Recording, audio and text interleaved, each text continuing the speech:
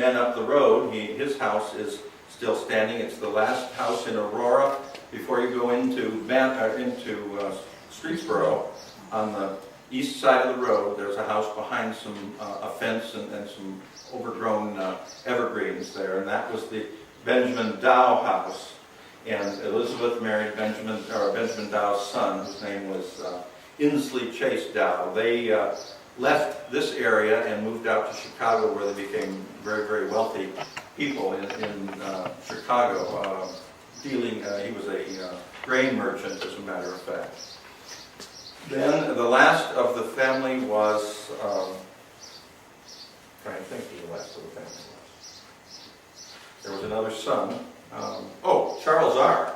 Charles R. Harmon is probably the most prominent of the Harmons in the town of Aurora for many, many years. He was the baby. He was born in the old Harmon house. Now, the old Harmon house stood on Page Road, north of Mennonite, where the road takes a very sharp elbow bend to the right as you're going north.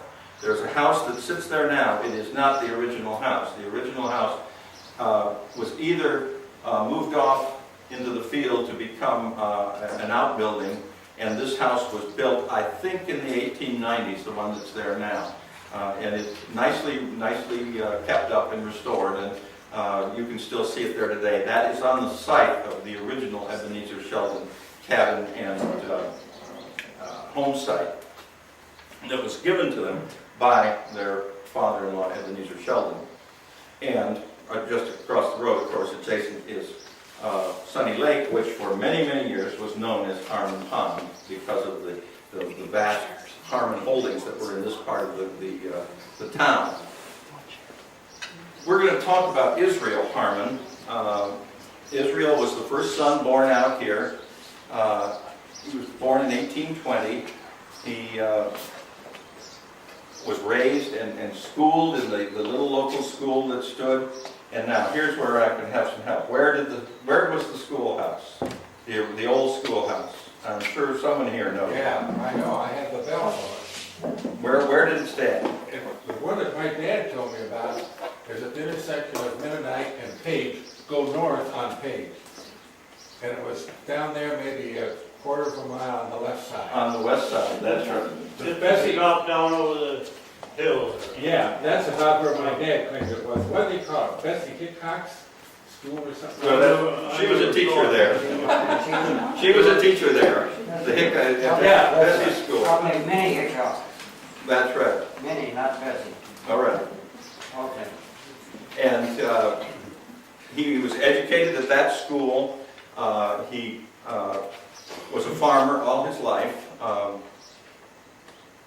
And he was given for his plot of land, this where we are today, the farm, and he then acquired and added to that through the years, acquiring the land to the south of us, down to Bartlett Road, and as far east. How many acres are the two pieces together, right? Originally in the farm was 256 acres. 256 acres that belong to Israel. Israel built a cabin probably somewhere between where the house is today and the barns. And actually they lived in the cabin for a good many years. The first recorded tax duplicate that shows a house on this property was in 1847. It may well be that they had started the house prior to that, but it took many of the farmers, they built and farmed at the same time. There was not a great many people in town that afforded to having people come in and build a house for them. They did a lot of the building by themselves, and I suspect this is what happened here.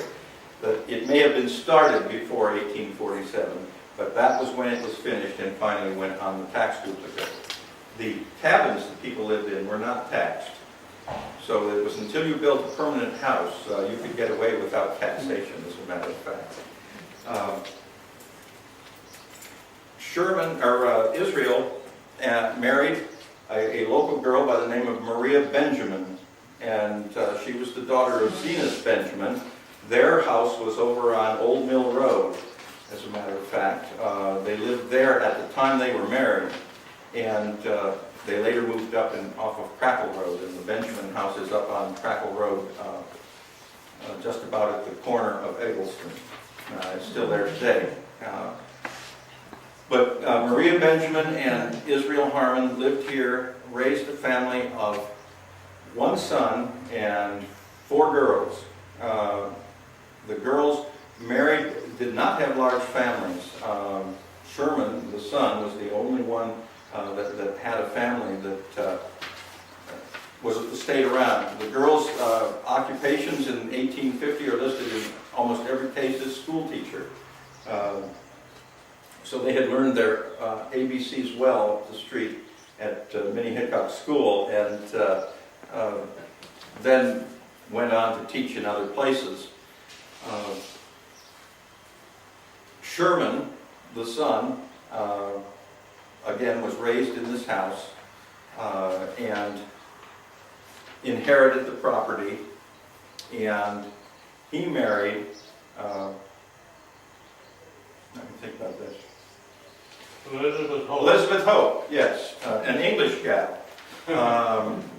from England, and I suspect, and I've never really done any extensive research on this, but you all will remember that Bob Hope, the comedian, family was from the east side of Cleveland, and I have a feeling. I never heard that they were related. Never heard they were related, but The Hope lived up in Burton. they lived in Burton. No. When I was a kid, we used to go.